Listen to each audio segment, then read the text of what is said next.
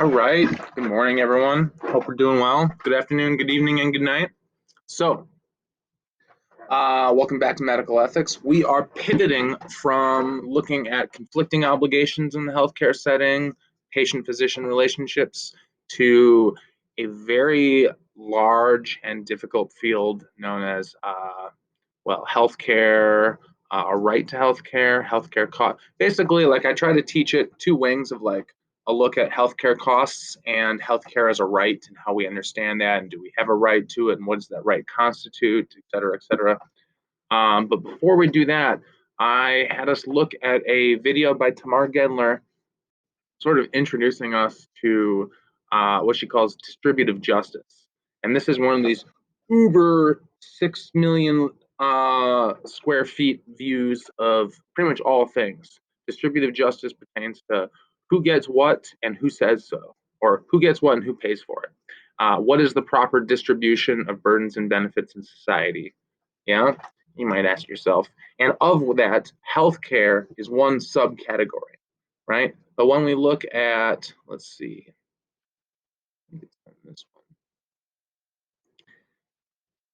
when we see something like this, which I believe was in the video or some allusion to it in her video, uh, we see the actual wealth distribution in America. Yeah. So you can see that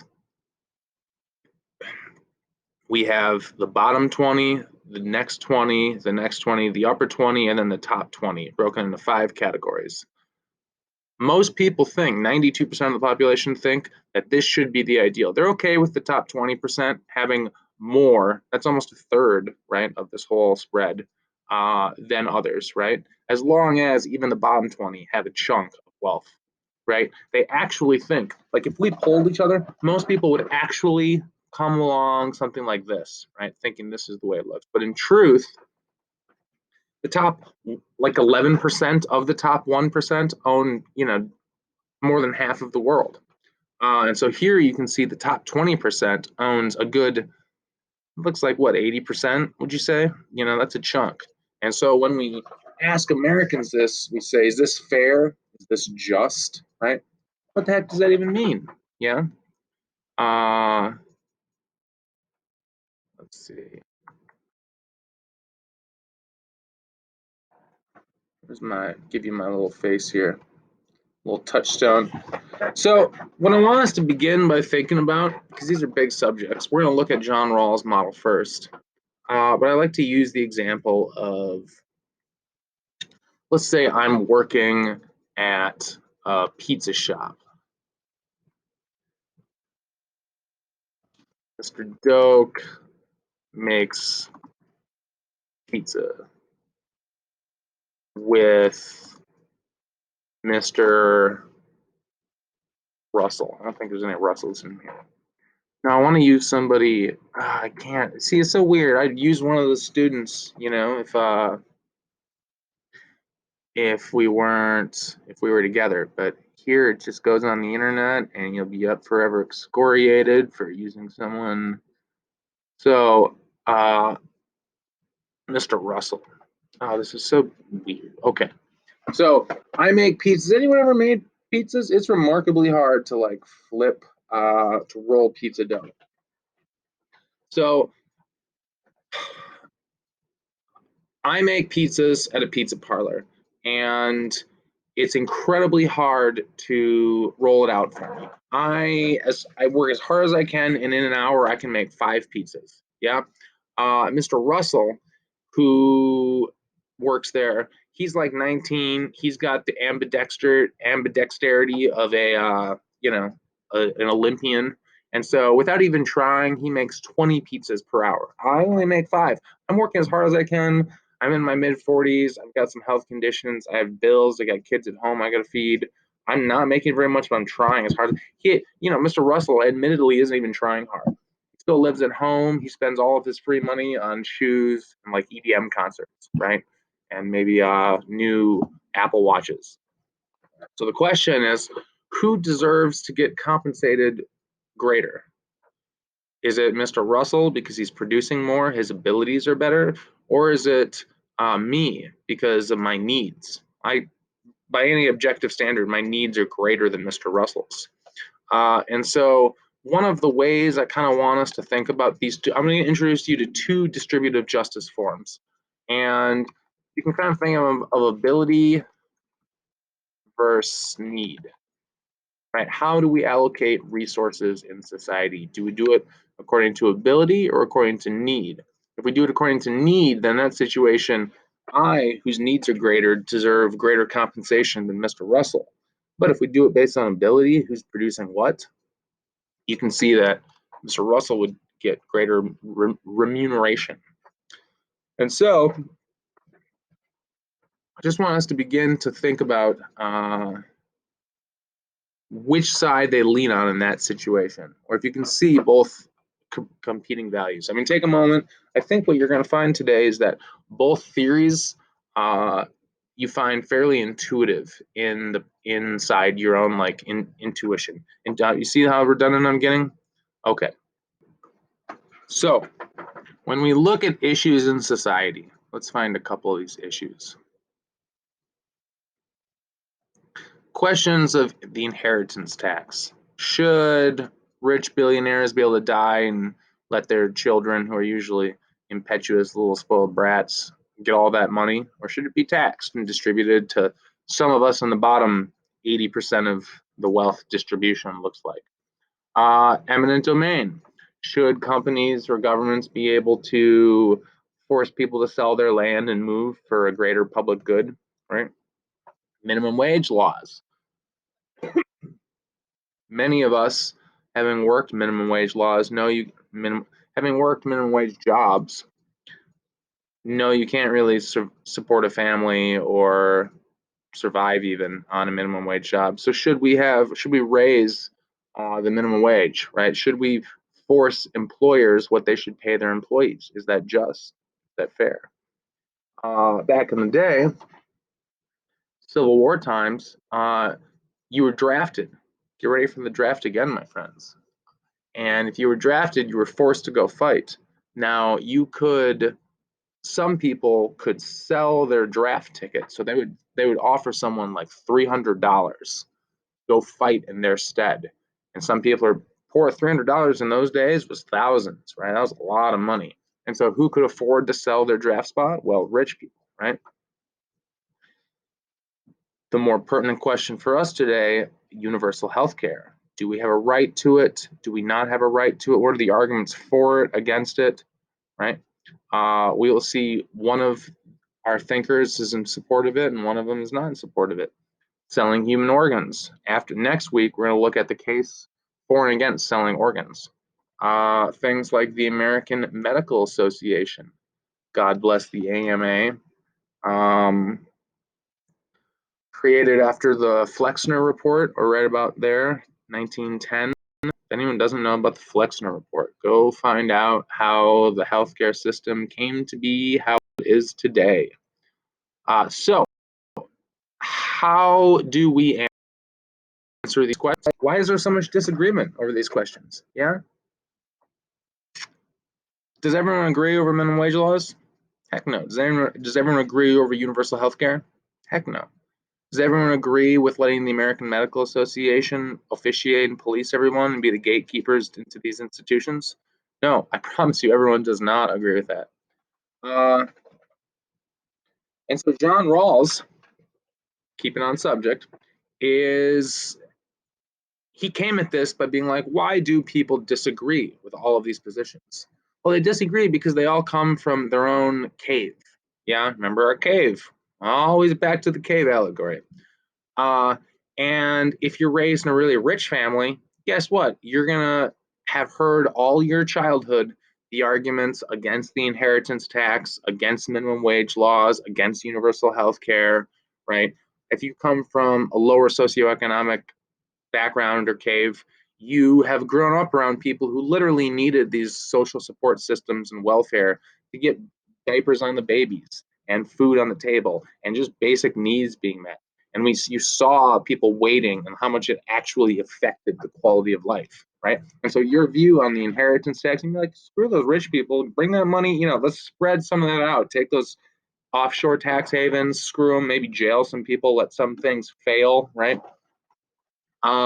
Same with minimum wage laws. Probably like, yeah, let's make it $15 an hour, right? Does Walmart and Amazon really need to be making those profits and giving their CEOs those payouts and those bonuses, even when everything,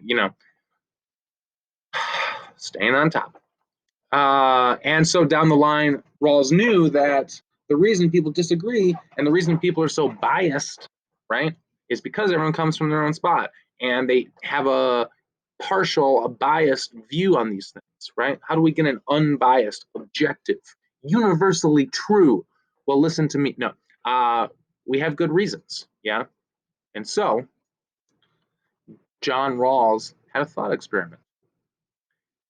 He said, all right, the way we determine what's just isn't how something came about, which we'll see in Nozick's very process oriented. Excuse me. He says, all right, imagine, walk with me in our minds, friends. Imagine you hadn't been born yet. Imagine you were a disembodied soul floating around the world, right? And like these theories of reincarnation, you were going to be put into a body somewhere. Well, what society would you choose, right? What would the fairest society? Remember in the video they say, justice is the first virtue of social institutions, as truth is the first virtue of systems of thought, right? System, no matter how efficient, no matter how effective, no matter how profitable, if it's unjust, if it's eating poor babies, right? It's a no-go, it's a non-starter. And so John Rawls is the great apologist for social government intervention, right? The centrally controlled and centrally programmed distribution of goods and resources, in opposition to what we'd consider like more capitalist, libertarian, we'll see Nozick, right? It's all about just free association. And so we're going to see competing. Hopefully each of you feel this tension inside of you, because I think we have both instincts in us. And so it says, all right, the way to figure out what the fairest, most just society is to pretend you didn't know where you were going to be born into it, right? You don't know if you're going to be born into the poorest of the poor, right? Joe Sixpack living in a trailer, or the Bill Gates Clinton family, right? Where you're basically, in the oligarchy. What would you choose? And he thought that people in that position, behind what he calls the veil of ignorance, in the original position, I should capitalize this just to make the people happy, give credit to cool ideas where they are. As much as deep down, I partially despise this idea with the loathing of the fire of 1,000 suns, but I think it's strong. So, I'm going to be faithful to my profession. I got to make the case for it.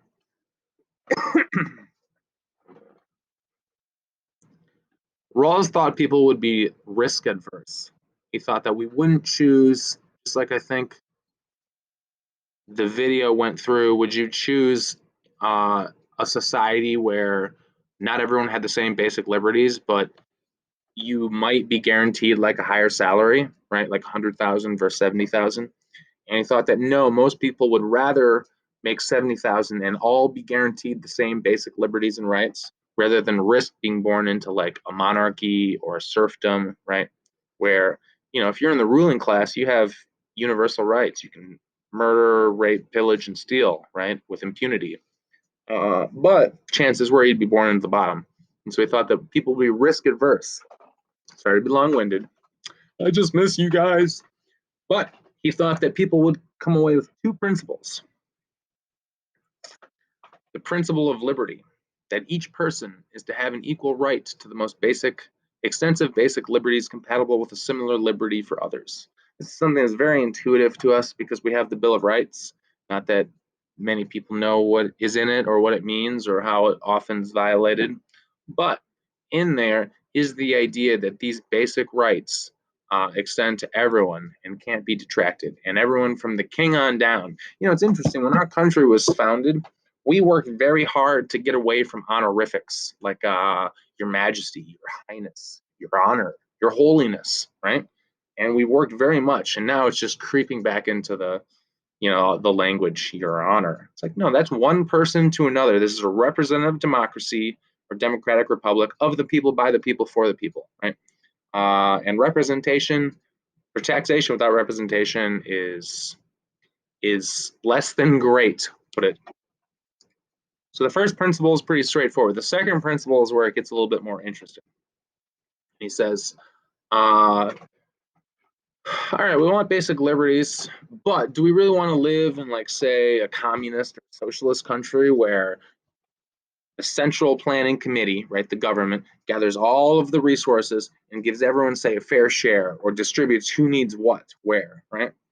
Well, Rawls even, this is interesting, thought that we wouldn't actually choose some kind of thing where you get the same share regardless of how hard you work or what your abilities are, right? That it's just evenly cut. And why is that?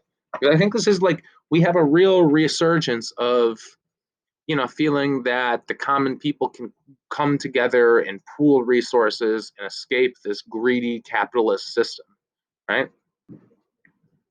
And the reason people wouldn't choose either a communist or a socialist society is because none of you would go to college if you weren't gonna get more of something. Like if everyone gets the same, no matter of how hard they work or what their abilities are, what they contribute, everyone's incentive to work hard goes away. Like, who would become a doctor or a lawyer or a nurse or an engineer or a scientist if they were going to get paid the same as if they worked at a gas station or sold videos, right, at a Blockbuster back when those were a real thing? It takes away the incentive. And the idea is that, like, as long as we keep incentives in a positive way, and honestly, if you look at society, our incentivizing failure in so many areas, especially with big corporations and corporate welfare and too big to fail, is just disastrous, right? You got to incentivize the things you want to see. And so he thought that, we would still want some form of capitalism or free market because of the incentive factor, that even though everyone gets a different slice of the pie is just bigger, right? A rising tide floats all boats, sort of idea. And so he thought that in the original position, from the veil of ignorance, people would still decide that social and economic inequalities are to be arranged so they're both reasonably expected to be to everyone's advantage and attached to positions and offices open to all. So it's okay that Brad Pitt gets 14 million a movie. It's okay that Judge Judy, God bless her immortal televised soul, makes $30 million a year. What do the Supreme Court justices of America make? Not that, I promise you. Is that fair? Is that just? Well, Rawls thinks that, yes, even in the original position, you would allow inequalities in power and advantage, as long as this is the differential position, that those positions are open to everybody. Technically, anyone can be David Letterman making $27-30 million as a late night comedy guy. It's always like the death of your career. He did it better than Colbert did. Poor man. Don't you guys miss the old Colbert Report? Those of you who are old enough. Oh, that man just must be dead inside now. Anyway, and so not only available to everybody, but benefit everybody. So what the heck is it when he's saying social and economic inequalities are to be arranged so that they're both reasonably expected to be to everyone's advantage and attached to positions open to all? So obviously anyone can get this position as long as they're not a felon or they have the talent set, right? It's not like you have to be born into this family or have royal blood or be part of this religion or that. But the interesting thing is when he says social and economic inequalities are to be to everyone's advantage. So how is it to everyone's advantage, the homeless people on the streets, when Bill Gates and Jeff Bezos are making billions and billions and billions of dollars? How is that to everyone's advantage? Pause, class conversation, back and forth. Yes, taxation. That's right. Not only does it raise the quality of life, but the idea is that, yeah, it's fair that you can have a position where you have more influence, make more money than others, as long as it gets taxed and a portion of that benefits everyone in society: roads, hospitals, healthcare, schools, et cetera, et cetera.